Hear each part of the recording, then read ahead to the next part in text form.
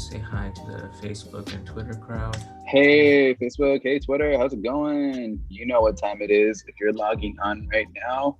Uh, it's Instagram, the YouTube. third So we're Tuesday we're of the on. month. Oh, We're yes, we're live. all live right now. Good evening, everybody. What's up? Welcome to the Oakland Poetry Slam. My name is Tino VH Jr., and you are, oh my God, I haven't said this in a long time. We are Bay Area Live. What's up, everybody, with another quarantine edition with the Oakland Slam. It is the third Tuesday of the month, so you know what's going to happen. Tonight, you're going to see an assortment of some really beautiful poetry that's going to take place tonight. Everyone's duking it out for a little bit of cash, and we have an amazing feature lined up for you tonight. But yeah, before I get into the whole nitty gritty and meat and potatoes of the evening, I have to do our obligatory Patreon shout out. So today's show is brought to you by our supporters over at Patreon.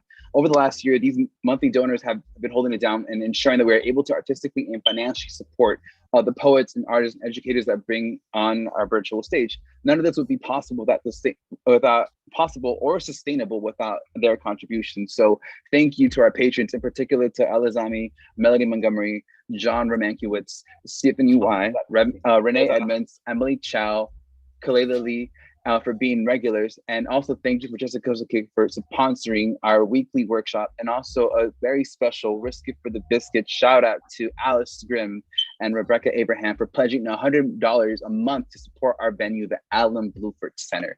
Yeah, that sounds like a lot, but trust me, our average donation is about $11 a month.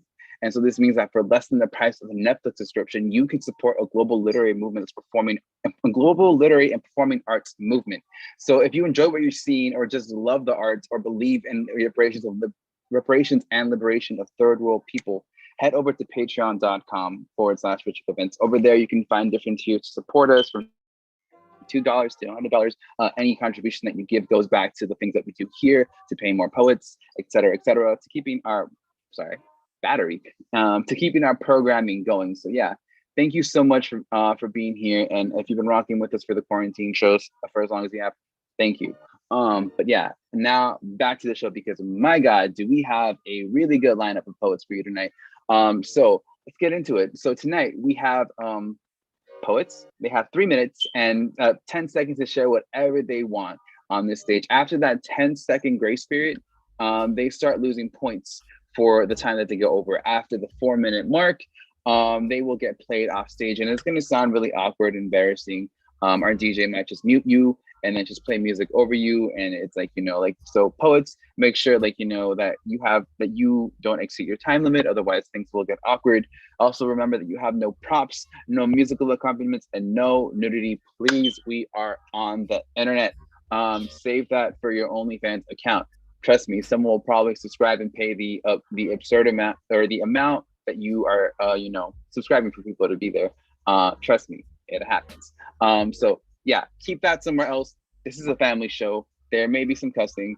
But yeah, that being said, freedom of speech does not equal freedom of accountability. That means, tonight you may be hearing some things that may be really hard hitting and start a conversation that you should be wanting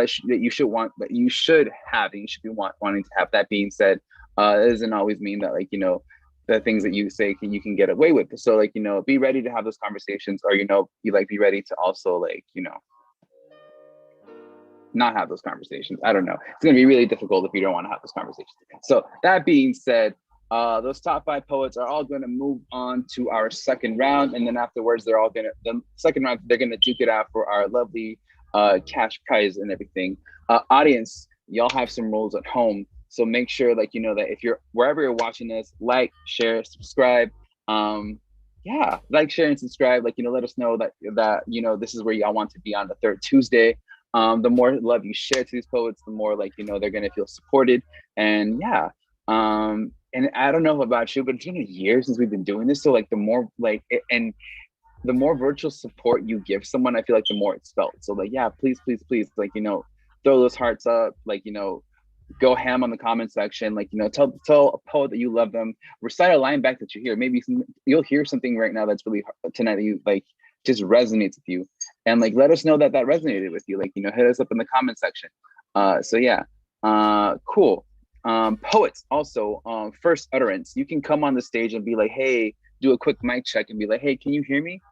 Oh, word, cool. And then go into your poem, like, but don't do anything like, like, hey, this poem is about like lilacs and daffodils and oh wait, can you hear me? Okay, cool. No, your time already started. So yeah, please do the mic check first, and then like, you can go into your poem or give us a title of your poem or whatever. But like, just let your poem speak, more than anything. Yeah. Let's see, judges. We'll be judging tonight from a scale of 0 to 10. Basically 0 being the worst thing you've ever heard in your life. Like, why is that even poetry? Why did you even bother calling that art? It just brings everything else down. A 10 is art, is capital ART, elevates everything yourself, and like, like even just beautiful, like, diamonds, hearts, stars, like everything beautiful, like about like poetry and art is this. And that's what a 10 is supposed to be. So as you can tell, there's not a lot of zeros and there's also not a lot of 10s, but we do what we can. Before the show gets started, you will have a special calibration poet that will like, make sure that, no one is like, being treated unfairly by the scores. So like, the judges can stay consistent throughout the night. Judges, say it with me. Consistency. Yeah. We don't want to rob. It wouldn't be fair for the poets in the beginning of the night who have been working really hard to get lower scores, and then like, at the end of the night. So yeah, calibration poet. We'll have that person come up in like when the show starts. But let's see. Did I miss anything, Gawd? Not I think that's knowledge. Everything. Not to my knowledge. Okay, cool. Let's see. I am going to get started. So GoFundMe.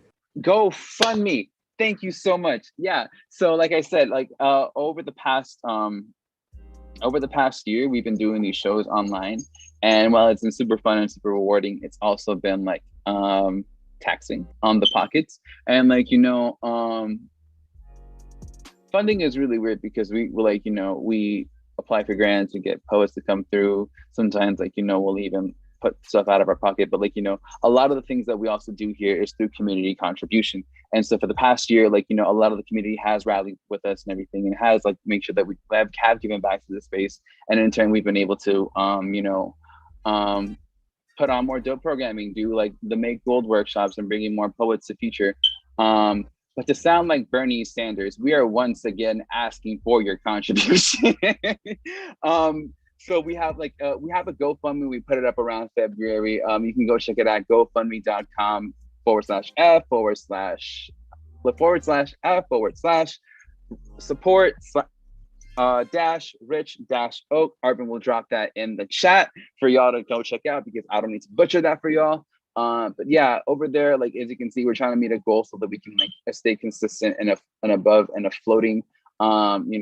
We hate to cut like our programming or whatever, but like if we can't keep affording to put on our features, or even paying ourselves, that might be something like like we want to cut. But one of our whole goals about this whole thing is making sure that we pay artists, like because like we always talk about like artists should get paid, but who's footing the bill, like and as a community institution, as people who constantly bring in people into our shows, I feel like we do feel here at Rich Oak that it is an obligation to pay poets for their worth, for their time, for their art, like so if you do believe that like that you want to do that, and that like you are in line with our mission and our values, like head up our GoFundMe, please.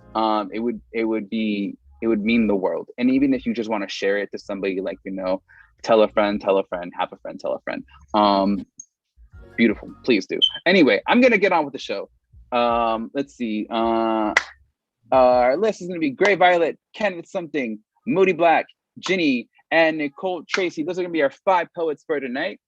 Give it up for round 1 for all those poets in round 1. So I'm gonna use transitioning basis. So I'm gonna be in transition, crowning, and being born is gonna be how I'm gonna do the whole thing. So it's gonna sound a little something like, in transition, we have Kenneth Something.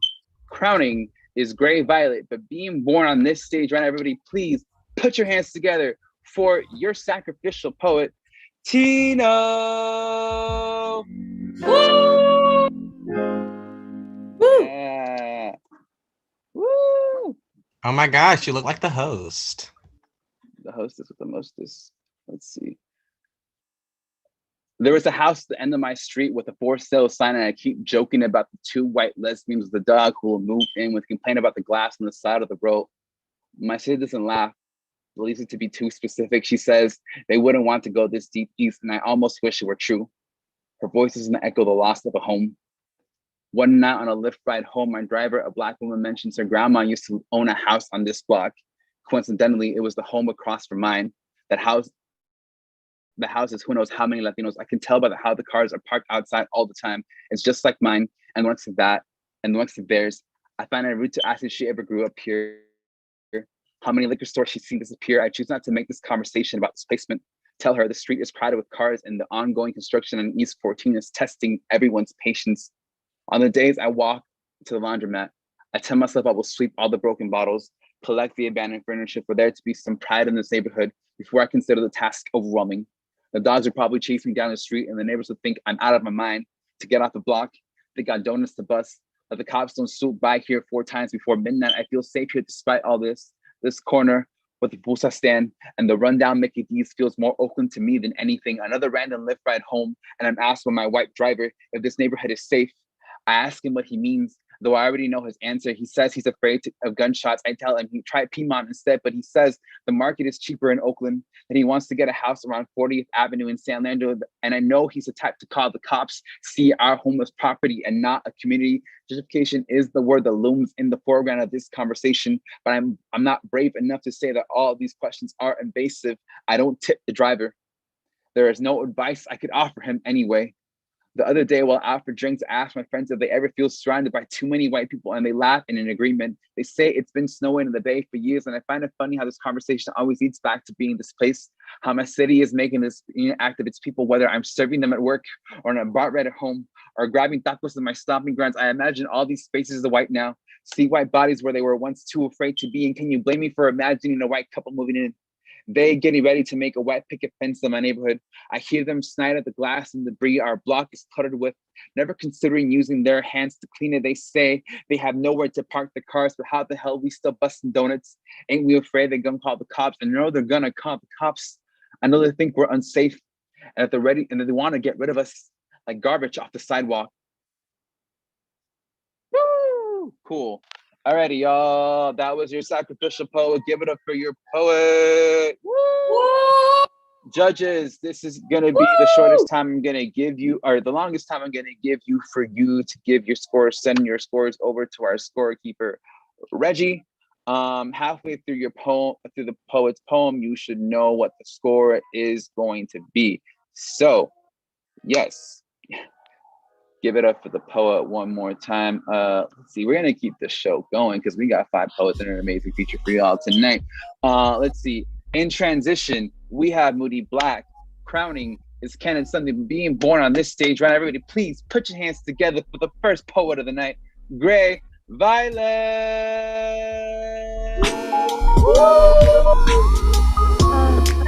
Can everyone hear me?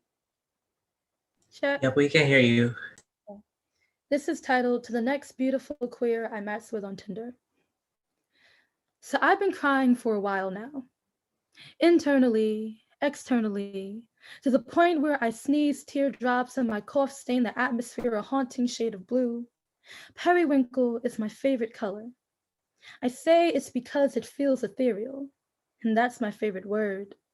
Maybe because it starts on its own but ends with real, like how I tried to start my adulthood on my own, but now I gotta be real, gotta acknowledge that I'm broke and anxious and scarred in so many places that these tears only reach half of them, and the parts that they don't reach, can't clean, can't wash away, can't make new, just fester into hard edges and more issues, to the point where I love yous are attached to an until you find someone better, until you find someone new. And I know I just met you, but I already think everything you tell me is bullshit. Yet these obvious lies are euphoric, and that's another favorite word of mine.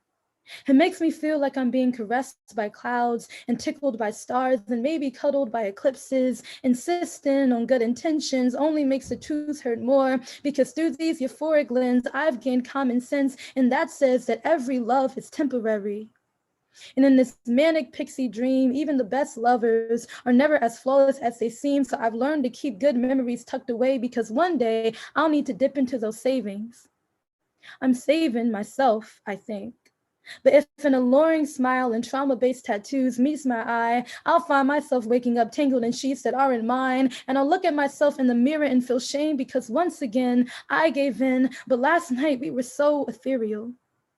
Our pleasures were cast into the ether when they joined until the sun rose and we became real. I became real. I became a body that had housed so many bodies, and I told myself I'd remember each and every single one, but it's become impossible. Each name a distant memory that I don't quite regret, but I wish I could do differently. And maybe that's why I've been crying for a while now, because I just stopped being a child. How did I think I knew everything last summer? Why do I do everything I was told not to do? So now I'm an adult and time is constantly slipping away, and bliss is something that I'm scared of forever lose. And normally I'd say I'm okay, but it's 3 a.m. and we've been talking for hours, and usually I don't share this much, but I feel like I can with you. After all, I'm queer, and we're known to overshare, so yeah, I've been crying for a while now. So much that I can see the ghost of tears on your face. And I'll offer my arms and I'll offer my ears, I'll offer my care in case you're in the same space as I am. But I'll never trust you to not make me blue, periwinkle, ethereal, real, metaphorically, whole again.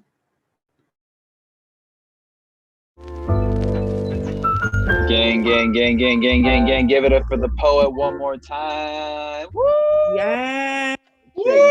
Poets, I forgot to mention, feel free to unmute yourself when the poets come on and off to encourage everybody. Zoom is very lonely, so feel free to make as much noise as you can on here because I know there's people at home making noise for you too as well. So let's echo that love all the way through. Anyway, we're gonna keep the show rolling. Let's see. In transition, we have Jenny. Crowning is Moody Black. Oh, sorry, before I keep going, my score for the Sacrificial Poet, or the score for the Sacrificial Poet, not me, is 25.9. Boo! Fuck the scores. It's always about the poetry here. It's never about the scores. It's always about the poetry.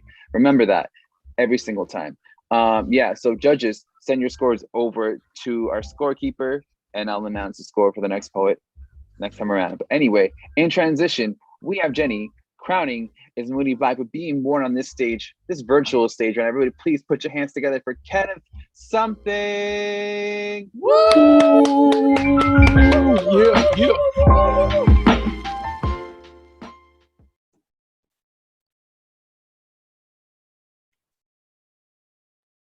Every rope is a community of fibers brought together to serve a purpose greater than ourselves.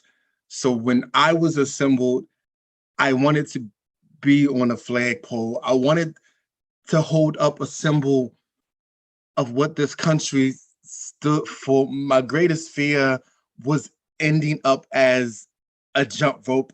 I'm not saying anything is wrong with being a jump rope. I just thought I would get dizzy from the spinning and spinning and spinning, but I never became a jump rope. I started on a shelf in a little store when two men walked in and purchased me. They threw me in their back seat next to the beer, the shotgun, and some sheets, and we drove to the middle of nowhere. I heard them say, the only good nigga is a dead nigga. When we got there, they started to twist my body into a knot, said now my name was Noose. I saw the man they were mad at. He was all black and bleeding and praying. He prayed and prayed so loud, like he was waiting for the sky to just break open for God to intervene. They put me around his neck and tied me to a tree. He kicked and cried and swung. He kicked and cried and swung. He kicked and cried and swung until nothing I held him for so many days. There was no God there. Only silence.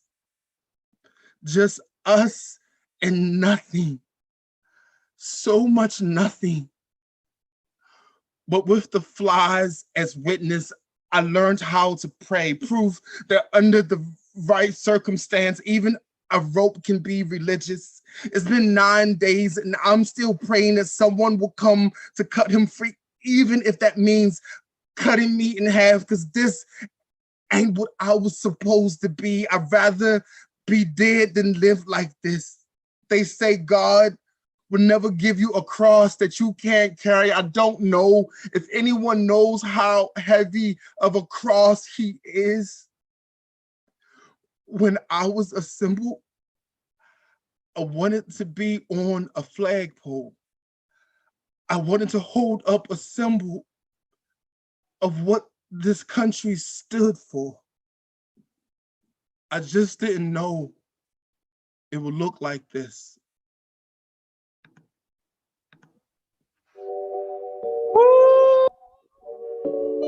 Give it up for the poet one more time. Make some noise. Give them a biscuit for the biscuit, gang, gang.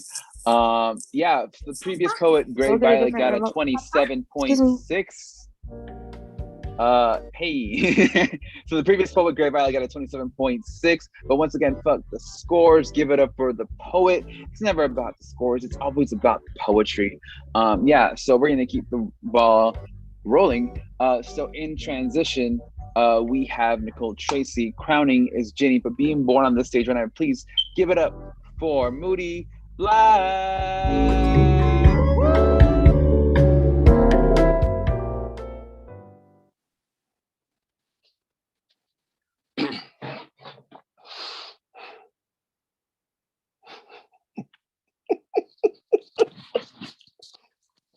I know. Nothing's funny. See, I have a condition. I have psychopathic laughter, and I mean, why cry with something that does not make sense? See, for me, it's something I can't control. Like when James Harris Jackson, a white man, followed Timothy Kaufman, a 66-year-old black man, and stabbed him repeatedly with a sword. After turning himself in, he stated, "I was looking to get black men scared and have them do reciprocal attacks and inspire white men to do similar things." Isn't that crazy? Or like Emmett Till, at age 14, was accused of whistling at a white woman. When the lady's husband heard about it, him and his goons hunted him down, gouged out his eyes, shot him in the head and threw his body tied to a cotton gin fan with barbed wire into the Tallahatchie River. And y'all wonder why we are scared. We always knew that they killed black people no matter 14 or 66. And now I'm always smiling, still considered a second-class citizen, still have to ask for civil liberties, still told to let the past go, but the past got close to a 5-year chokehold on my people. It's the killing joke. I'm sorry. Nothing's funny.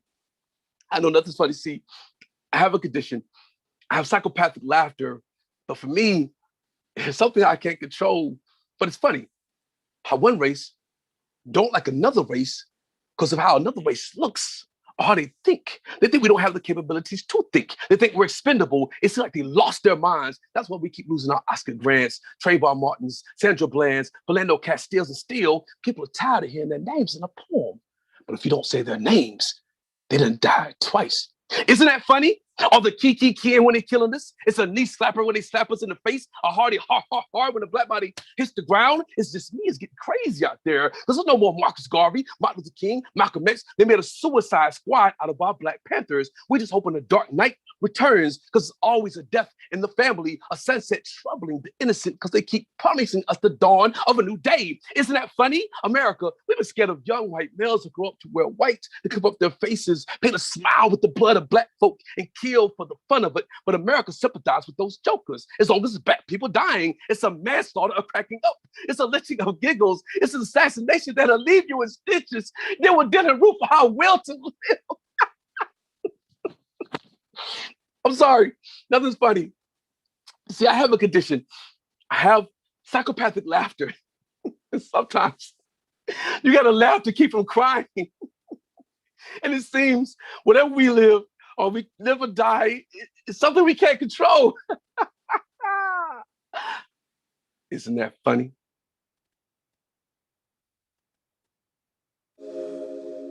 Give it up for the poet. Yes. Give it one more time for Money Woo, woo, woo, woo, Black. woo, Gang, woo, gang, woo, gang, gang, gang, woo, gang, woo, gang, woo, gang, gang. Woo! All right, y'all. The previous poet, Kenneth Something, got a 28 even. Once again, fuck the scores. It's all about the poetry here. Yeah. Before I move on with the show, I gotta give 28 even. That's what I said. Oh, 28.8. I'm so sorry about that. 28.8 was the score for that score. Thank you so much, once again, scorekeeper. I'm sorry I messed that up. Yeah, scores, once again, give it up for the poet.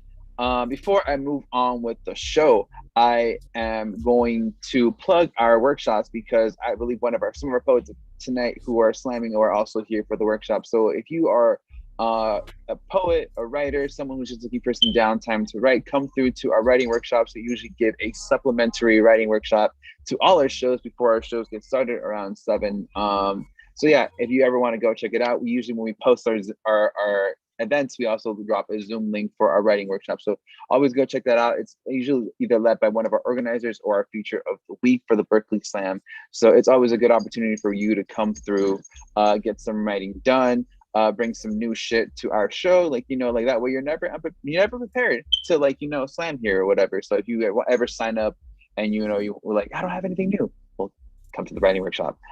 Yeah, and they're free 99 because of our Patreon. Did you hear about that at the beginning of the show? I hope you did. So in transition, unfortunately, we haven't heard back from our feature yet. So we in transition is our second round for the show. Yeah, we're just gonna go straight into it. Crowning is Nicole Tracy for being born on this stage. Right, everybody, please put your hands together for Ginny.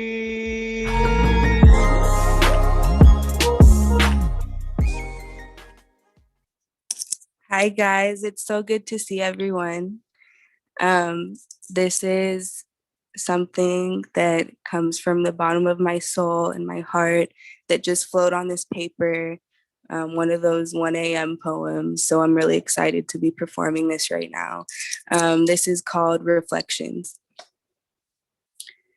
Remember the sounds of the rain, the pitter-patter on the forest floor, pine needles whirling in the fairy potions. When I start to lose myself, they call me back in, back in.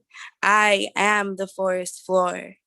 The rain falls on my dirt, washing the pain away and soaking in the hydration. Until next spring, when I start to sprout from my skin. You get lost in my forest. I watch as you try to find what's missing within you.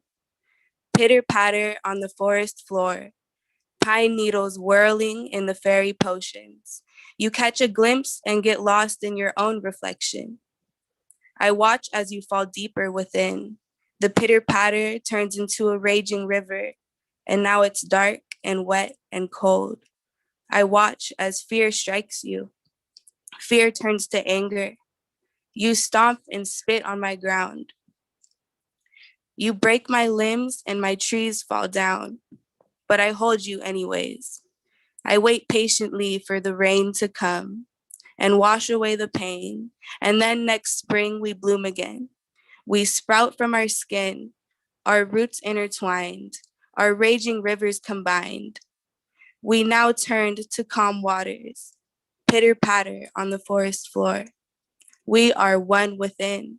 I am the forest floor, and you are me at my core. Woo! Woo! Gang, gang, gang, Yes. gang, gang, gang. Everybody give it up for the poet. Give it up for Jenny one more time. If I'm not mistaken, Jenny, are you new to our show? I don't think I've ever seen you spit here. If you are, congratulations. Give it up for first timers here on our stage. We always love having new people here on our show. And if you ever want to sign up, we always have our sign up list go up. You can check us up at linktree.com/Rich Oak Events. Over there, you can stay up to date with all the other events that we have, Oakland Slam, which is tonight, Berkeley Slam, Alchemy, and also you can check up all the different other sign up lists if you want to come volunteer for us, or if you want to share something else, please go check out the link and stay up to date for all our other events or whatever. Our previous poet, Moody Black, got a 27.9. Fuck the scores. Give it up for the poet one more time. Woo! Ow. Alrighty. And so we're moving on to our last poet of the first round. This is so sad. So being born on this stage right now, everybody please put your hands together for Nicole Tracy. Woo!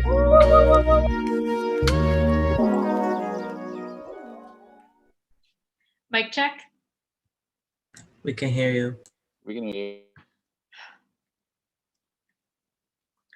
America loves everyone until they could not make them American. You can't drop a letter and have someone look more like they belong here. We were here, we were here, we were here. America wants first generation to mean first to forget where you come from, first to call yourself American and nothing to come before it. First to forget Angel Island or Manzanar as part of your own family history. America wants to forget their own history of exploitative labor and systemic oppression, forget their foundation of selective freedom, selective justice, and violent racism. America wants me to forget, apologize to them instead of demanding reparations. We were here, we were here, we were here. America loved me as the model minority until it didn't. America loved me until I spoke up, until I stopped smiling, until I said no. I am here, I am here, I am here. America said they loved me at the same time the news rolls with China virus, Kung flu, and hate crimes. America says forget. Forget the yellow peril. Forget we ever called you terrorist and traitor and not a citizen anymore. Just forget, just forget, just forget. I wait at the metro for my morning commute and a man sees me, thinks outsider, opens his mouth to ask me, did you see on the news? Orientals are facing discrimination because of the flu. And this is before Atlanta and San Francisco and Indianapolis and New York City and insert city here, insert city here, insert city here. I'm quiet. I hold my breath. I do not exhale. I do not cough. I do not tell him it has gone on for over a year now. He tells me he wants to witness violence so he can be the one to intervene and stop it. All I hear is, I shouldn't be afraid. I'm not the one he wants to inflict violence on. But I'm not afraid, I'm just angry.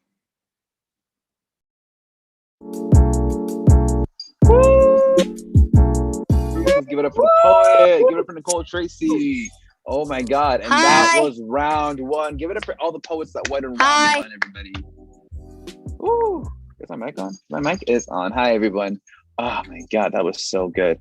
So the previous poet, Jenny, got a 27.8. Wow. Damn, y'all are all so good tonight. I always love it, like, you know, when all the poets come in. It's a short list and all the poets just come in with a straight fuego. Judges, make sure to send over your scores over to our scorekeeper. Scorekeeper will give me the score for the last poet in the first round. Yeah. Earlier I mentioned signups for our shows or whatever. So tomorrow night, actually, because we have a show every Wednesday, is the Berkeley Poetry Slam. And I know, like, if you don't know, the Berkeley Poetry Slam is our sister show, and we have such a fun time running both shows. So yeah, come through, because there's also another cash prize for y'all to come through, this time for first, second, and third place. So there's a little something more to go around than tonight, like, you know. So yeah, come through, come sign up. If you want to judge, DM us, let us know, because it's always fun, like, you know, being up here, like, you know, giving you a score. The added bonus of of judging on Zoom is that people don't know who's the judge. Unless, like, you know, you accidentally meet yourself and give the score of the poets via Zoom, and now everyone can hear you. But why would you want to do that? That's super embarrassing. Let's see. Yeah. We're gonna move on to round two. This time around, there is no sacrificial poet, and I'm gonna read the order of this round. So in round two, it's gonna be reverse order of appearance, not reverse order of like high to low or whatever. So reverse order of appearance. So in this order, I have Nicole Tracy, Ginny, Moody Black, Kenneth something, and Gray Violet. Give it up for our second round, y'all. Oh, this is the money round. This is so great. Yeah. Thank y'all so much. Once again, if y'all are tuning into the Oakland Slam right now, our feature Toiryan couldn't make it tonight. So yeah, we are wishing them the best in health and everything. Not that they're sick or whatever, but we're when we don't know where our features are, like, hey, we hope you're doing okay. So we hope you're doing well. Many blessings and much love to you. No love lost, Toiryan. Just DM us in the morning when you get a chance, so we can follow up or something. So moving on to round 2. No sacrificial poet. So in transition, we have Moody Black. Crowning is Ginny, but welcome back, everyone. Nicole Tracy to the stage. Woo!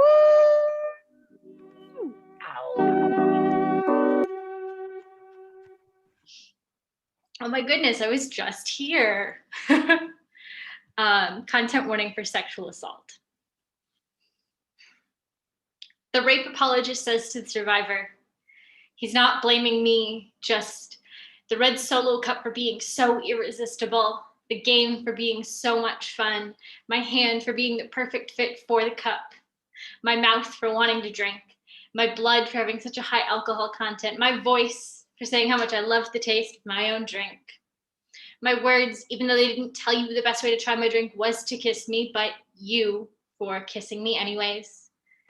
He's not blaming me, but asks what I was wearing in the same breath. He's not blaming me, just the clothes I was wearing, how I wear them, because my confidence was just so attractive. He's not blaming me. He's just blaming me for loving myself and dressing how I want.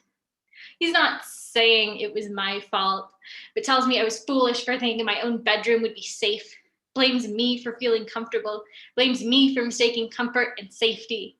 He says it's not my fault, but says there is nothing sexier than a girl who is comfortable, as if comfortable means I've let my guard down.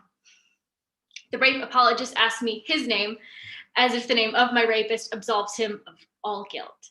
Asks me, I'm sure, as if I don't know my own body. I tell him my body knows what it feels like to not belong to itself.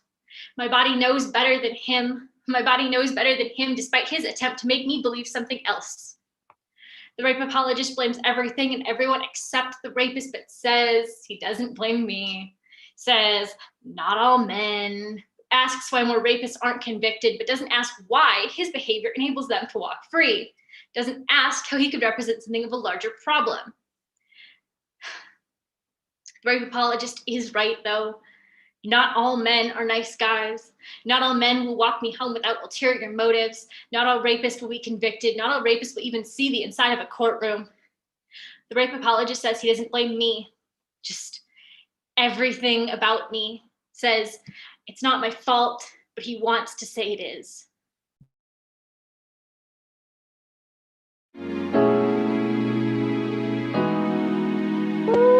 Yeah, hold on. I always say hit later when I want to say hit now. Woo! Give it up for the poet, everybody. Ow! Yeah. I am so sorry. I fucked up, and because I'm blind, I misread some scores last round. So I'm gonna reread these again. So Ginny got a 27.6, and Nicole Tracy in round 1 got a 27.8. But those scores aren't important. Fuck the scores. Please give it up for the poets, because my God, has the poetry been great tonight. Judges, send your scores over to your scorekeeper. This is not new. We've been doing this all night. Thank you so much for being here and for judging, for being some judgy judges, because it's not easy. Judging poetry, like, who does that? Who puts numbers to art besides Leonardo da Vinci? And he's dead, so he doesn't have ground to stand on here.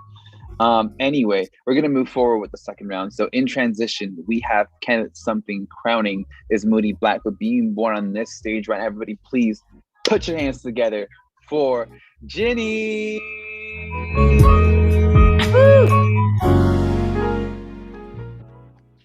Okay, I was not expecting. Hold on, can everyone hear me? Yeah, we got you. Okay, I was not expecting to be in the second round. So I just pulled up something. It's like my first poem that I performed at the Starry Plow. So this is cute. This is a very cute moment. It's very short, but okay. This is called Facade. Fiery, intense passion, uncontrollable emotions. We hide it, scrambling to fill the void. We reach for immediate distractions. Bright, shining stars, we move with the constellations. We've run out of ways to fake it. It's come time we just embrace it. Understanding, love, acceptance, it all starts with a conversation. In dire need of connection, instead we've tainted our perception. Vanity, class, possessions, political correctness, we identify with material. We are living but lifeless.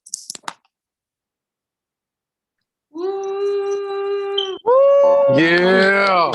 Yeah. Gang. Give it up for Jenny one more time, poets and patrons and everyone at home. Oh my God, it's so good. If anyone's wondering why I'm talking so jittery, I'm having some light roast coffee in the evening because I wanted to wake up, and I think I might regret that. 3 a.m. Tino is definitely gonna regret that. But yeah, anyway, judges, please send your scores over to our scorekeeper. They are going to tabulate the scores for everybody because it's round 2 and it's the money round. Our previous poet, Nicole Tracy, got a 28.3, but fuck the scores. Everyone, please give it up for the poets. Yeah, I always love it when people come through and they just, they're like, oh, I got this, and I wasn't expecting to be here in the second round, and I got more poetry. It's so beautiful, so beautiful. Anyway, in transition, we have Great Violet crowning if Kenneth something but being born on this stage. Right, everybody, please put your hands together for Moody Black.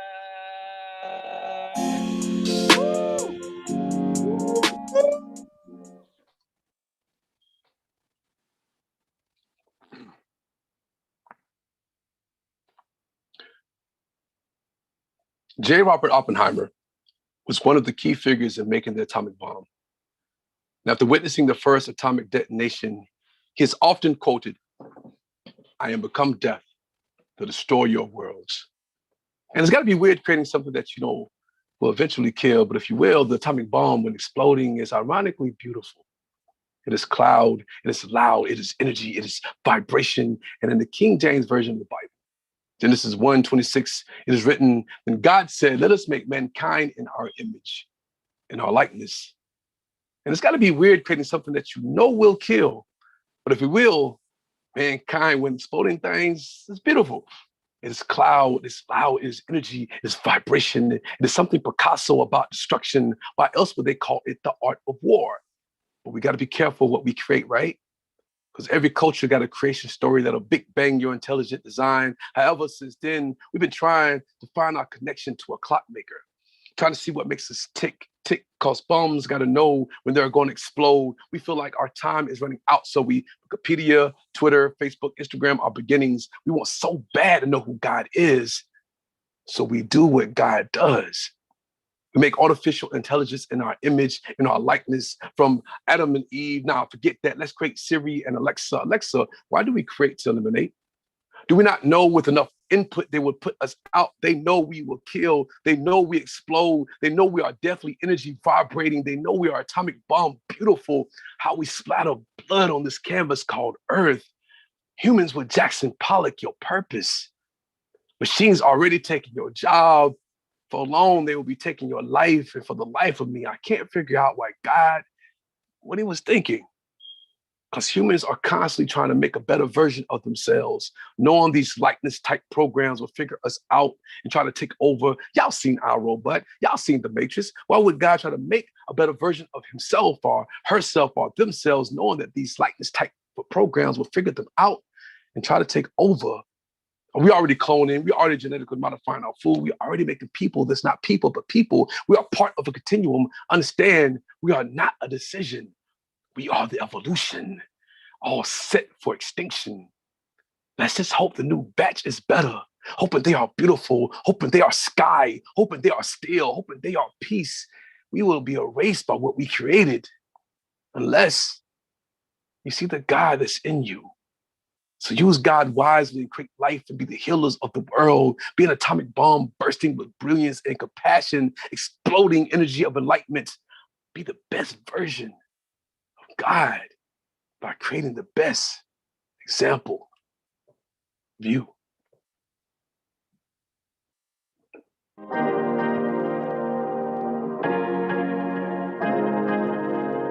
Technology. Give it up for the poet one more time. Give it up for Moody Black. Gang, gang, gang, gang, gang, gang, gang, gang, gang. Woo! Oh my God, there's never enough time for poetry. Oh, wait a minute. Give me 1 second. Jenny got a 27.3, everybody. 0.4. I'm so sorry. On top of also being like blind, I'm also deaf. 27.4 for Jenny, but fuck the scores. Everyone, please give it up for the poets. Woo! Oh my God. Second round is just as fire as the first round. I don't know what else to say. In transition is everyone getting their scores being told so we can get this money out and we can all go home. Crowning is Gray Violet, but being born on this stage right now, everybody please put your hands together for Kenneth something.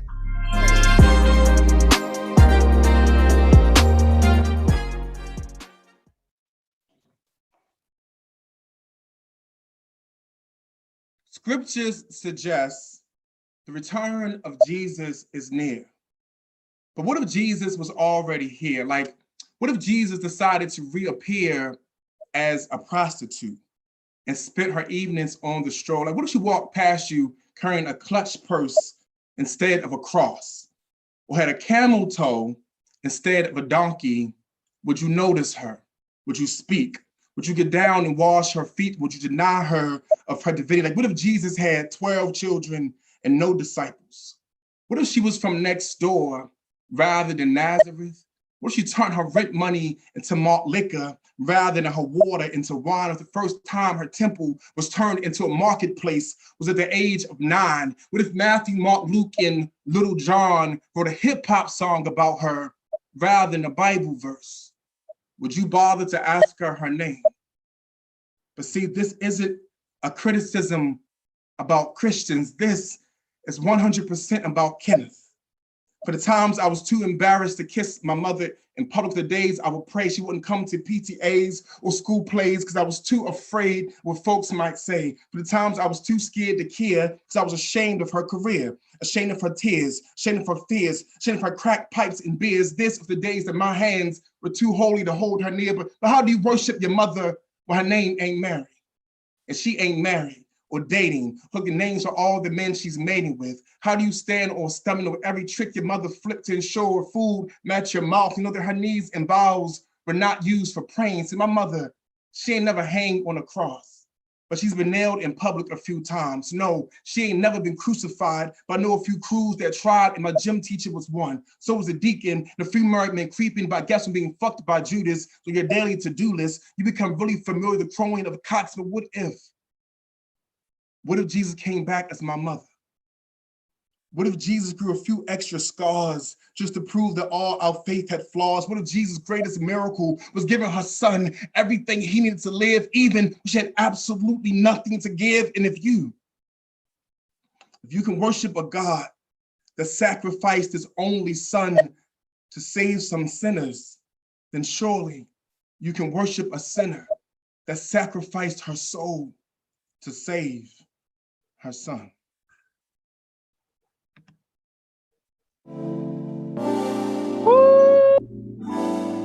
Everyone, please give it up for Kenneth. Something, makes some noise. Pour some hearts. Light up the comment section at home. Oh my God, we really are at the end of our show. God. So our previous poet, Moody Black, got a 27.8, but fuck the score. Give it up for the poet, and give it up for all the poets tonight. It's been a really good night of poetry. I feel like that's what I really like about these shows, like running all these shows, is that no matter what happens, people always come through, people always like spit some fire, and I always walk away feeling really replenished at the end of the night with all the poetry. Might have had a long day, but at least I am replenished with all the poetry that I get to hear tonight. So yeah, let's see, in transition, we have, okay. Our previous poet, Kenneth something, got a, oh, sorry. I'll announce that next round. So in transition, not next round, next after the next one. In transition, we have closing announcements or whatever. Crowning is announcing the winners, and then being born on this stage. And everybody, please put your hands together for Gray Violet.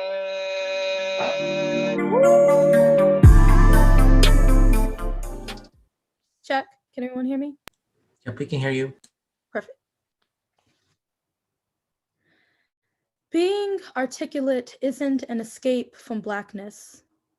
Being soft-spoken, well-spoken, the diversity pick, the token doesn't keep you from getting killed. Being good might not help people remember. Being bad is a justification for being dead, but being good is not enough for and instead, like, can't you tell that she was still in bed? But even the worst must sleep. And even the strongest weep. Being strong isn't going to keep you from hurt. Being strong could prolong the inevitable, like your self-respect could still leave the window where your rights went when someone decided that you made a better slave than all the others.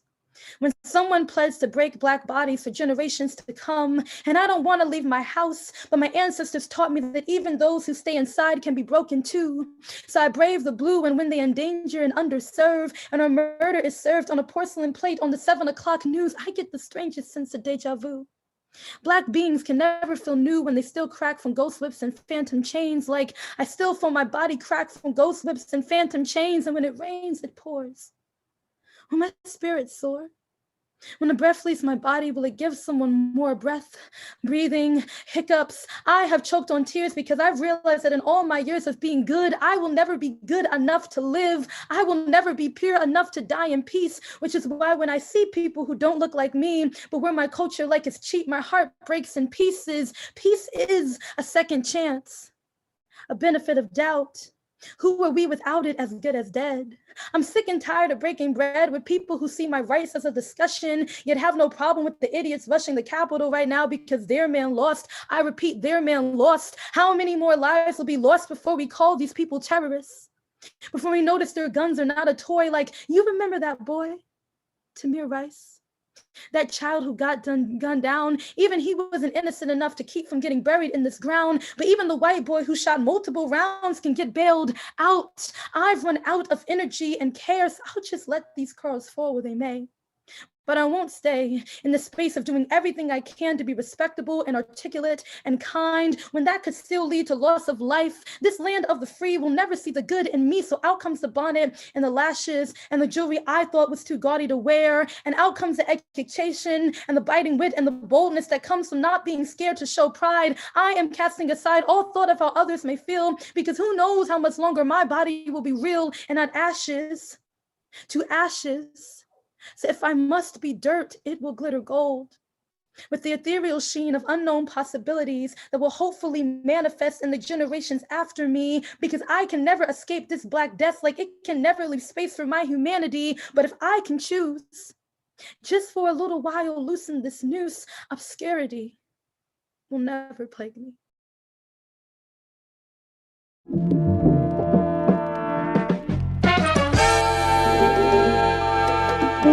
For the poet. Oh my God. Great ballad, everybody.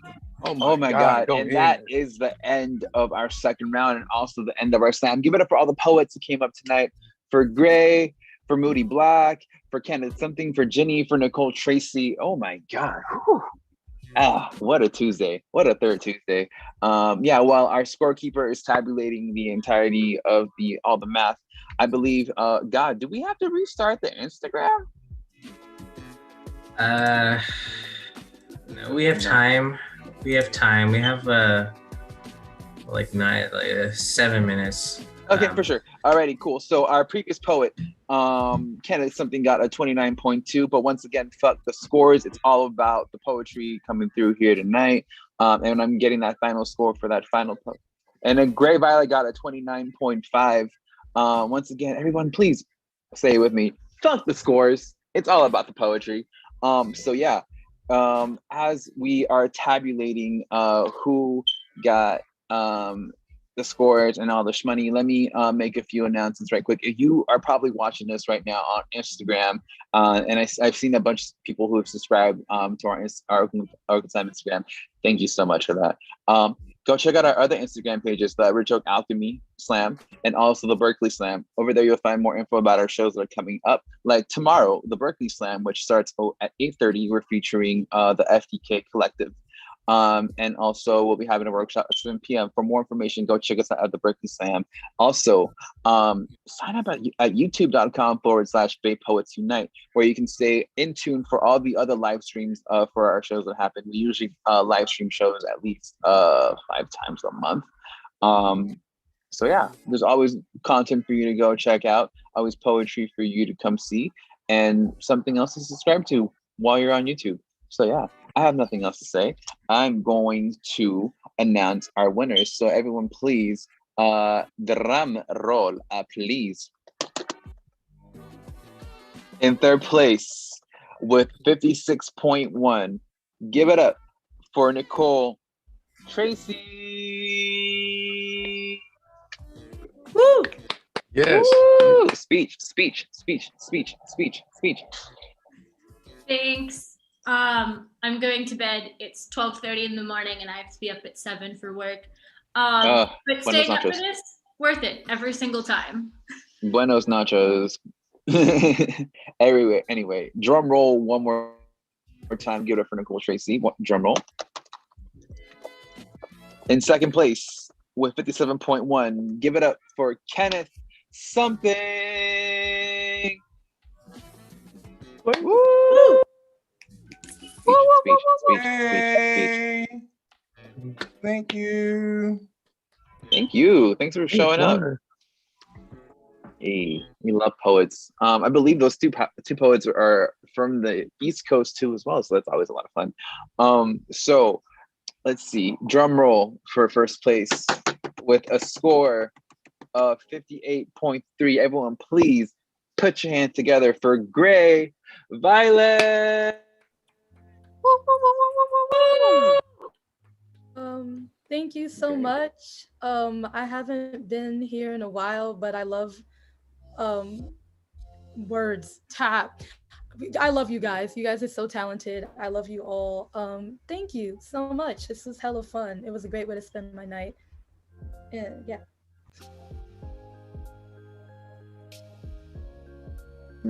I always mute myself and I mean to unmute myself, and then when I'm prompted not to unmute myself, like, I always hit no, stay muted, and it's just the weirdest thing in the world. Anyway, that's been me.